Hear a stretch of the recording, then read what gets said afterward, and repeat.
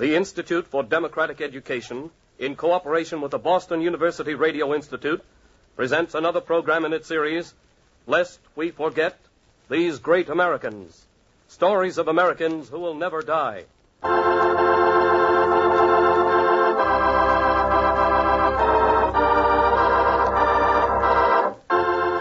These Great Americans, starring Sam Jaffe as Louis Brandeis.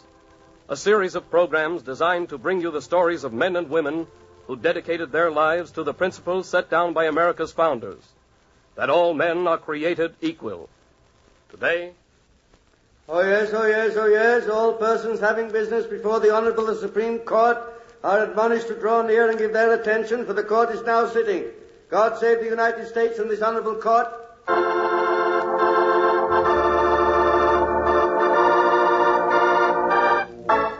This is a story of justice, and of two men who devoted their lives to it. Their names?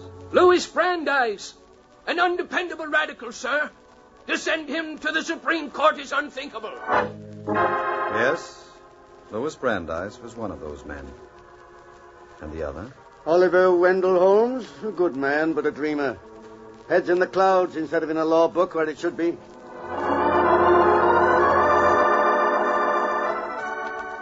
Long ago, that voice, so willing to apply epithets to the names of Louis Brandeis and Oliver Wendell Holmes, that voice might have been your neighbor. Today the voice is stilled.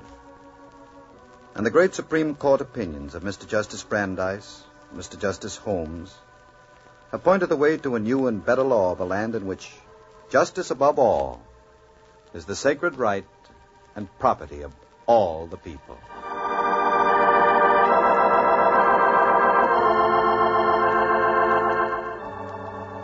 The story of Brandeis and Holmes is not only a story of law and of two men who saw the law as a force for progress for all the people. It is also a story of friendship. And that story begins in Boston in 1882. Hello. Mr. Holmes in his office? He's always in to you, Mr. Brandeis. Go right in. Louis. Well, it's good to see you. How was the trip? I think I'm back here for good. Fine. Wendell, I've read your book, The Common Law. And? And I've come to tell you that you've done a fine piece of work. The law and the people, not the law and its administrators. Your book is making us all think differently, Wendell. Someday, perhaps, there'll be a new spirit of the law and a greater freedom under the law. You will have helped to make that day. Still idealizing the world. Oh, no, not exactly. I think that you do, too. Oh, in a different way, perhaps. But you see the law as people, too. As a walking stick that we use in our journey to a better way of life. That's very flattering, Louis, but... Wendell, how would you like to teach law at Harvard? Teach? I? Think of it. A whole new generation of young men taught to think in terms of the humanization of the law. Oh, Louis, you'd better sit down. I haven't a ghost of a chance of teaching at Harvard, and you know it. Not even if a chair were endowed for you? I'd like a chance to teach, Louis. I'd like it very much. But I'm a lawyer just as you are. Neither one of us has the money to endow a chair at the university. Listen carefully, Wendell. This is no dream. Why, this is your chance. I've a friend. He recently inherited some money. He'll endow the chair if you're granted a full professorship. The university is as interested in this as we are. So, congratulations, Professor Holmes.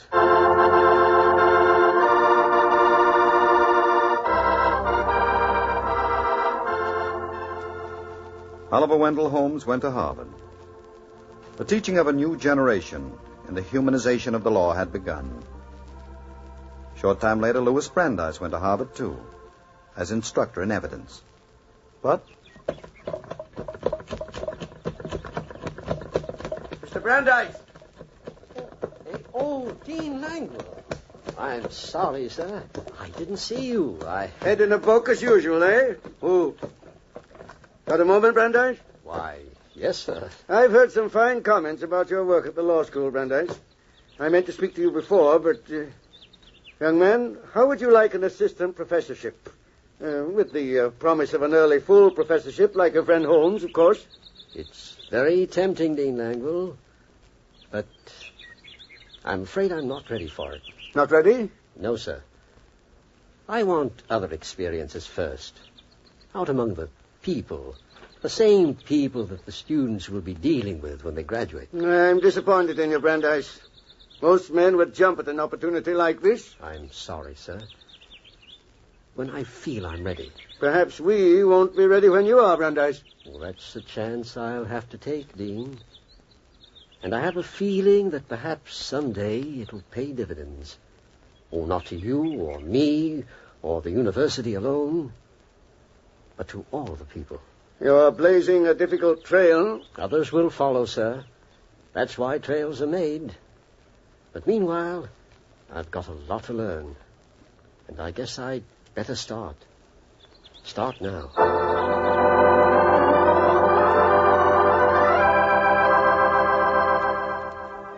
Mr. Simpson, you've been an accountant for how long? 20 years, Mr. Brandeis. And you're the man for me. From today on, I'm not your employer here at the office. I'm your student. I want to learn accounting, and you're the man to teach me.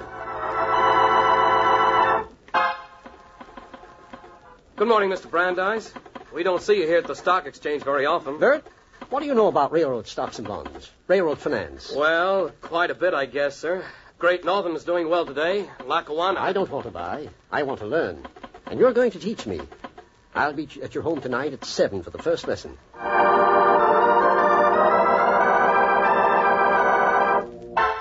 Miss Kenny, you're a labor leader, and a good one. Or Samuel Gompers wouldn't have sent you here to Boston. I hope I am, Mr. Brandeis. Have you come here with an injunction? Oh, no, Miss Kenny. I came here to learn from you. The labor movement is going to grow in this country. I want to know its aims, its people. Would you teach me?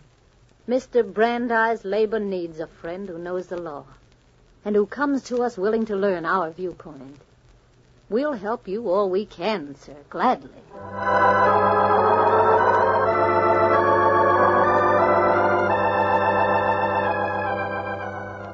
As Brandeis gorged himself in the specialized knowledge that would someday form the background for his brilliant legal opinions, Holmes, too, was advancing. And in August 1902, he was appointed to the Supreme Court of the United States. It was time for the two friends to say goodbye for a while. Washington Express, all aboard! Well, I guess this is goodbye, old friend. You don't get rid of me that easily, Wendell. I'll probably be seeing you in the Supreme Court. Might even argue a few cases before you. Louis, one word of advice from a friend. Be careful. You're getting a reputation as well as a bit of a radical. I'll admit you've been right. The law's for the poor as well as the rich. But you've fought the big monopolies too often, Louis. You've gone out of your way to do it. Working without a fee. Bucking the big interests. My clients are unimportant, Wendell.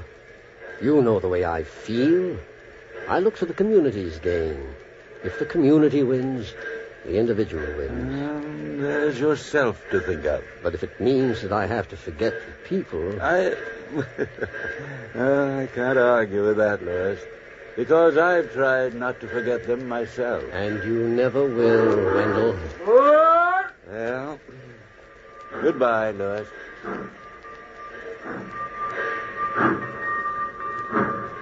Goodbye, Wendell. Keep fighting. Keep fighting for what you think is right.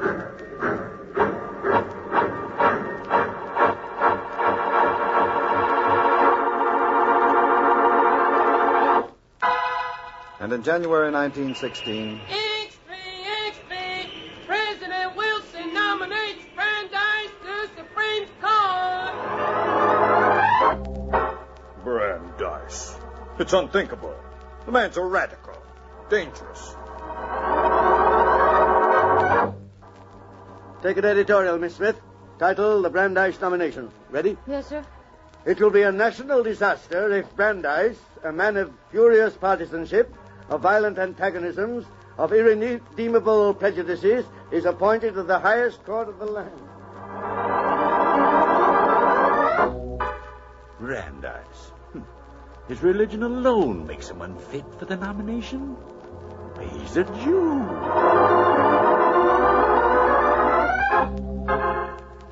Listen, mister. I'm a working man. Brandeis has done a lot for us people. I'm writing my senator tonight to approve the nomination.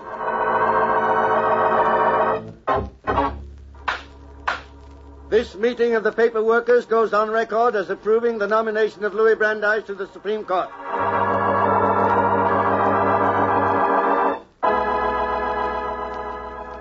The people that Louis Brandeis had served so faithfully for so many years, now stood by his side in an overwhelming gesture of confidence. The ones whom Brandeis had refused to serve in the promotion of selfishness and prejudice were forced to retreat. President Wilson, heartened by the love of the people for this quiet little man from Boston, said, Brandeis, he is a friend of all just men and a lover of the right. And he knows more than how to talk about the right. He knows how to set it forward in the face of its enemies.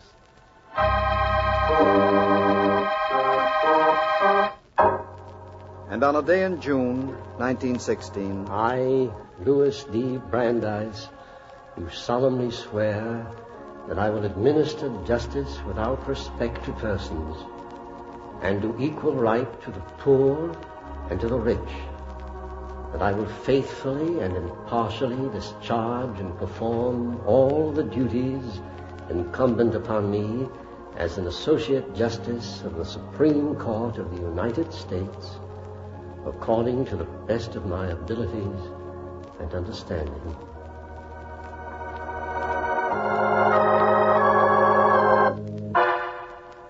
Louis, congratulations. Let me welcome you to this court, old friend. Thank you, Wendell. You've been dissenting long enough. There'll be two of us now.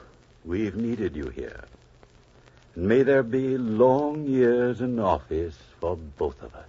And after us, perhaps a new and better way of justice under the law.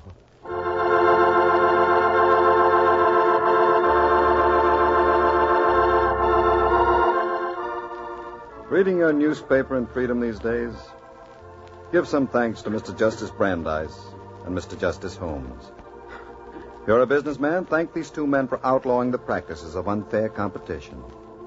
If you're a stockholder, thank them for protecting your rights to a fair return on your investment. If you're just a citizen, thank Mr. Justice Brandeis, a great American, a great Jew, with heart and mind of both North and South in him. And thank Mr. Justice Holmes, a great American, a great Christian, who lived in the New England tradition that right and justice are the common property of all men. Yes, thank them both for being ever vigilant in defending and upholding the guarantees of freedom that make this land, this America, a land of liberty and progress, and above all, justice.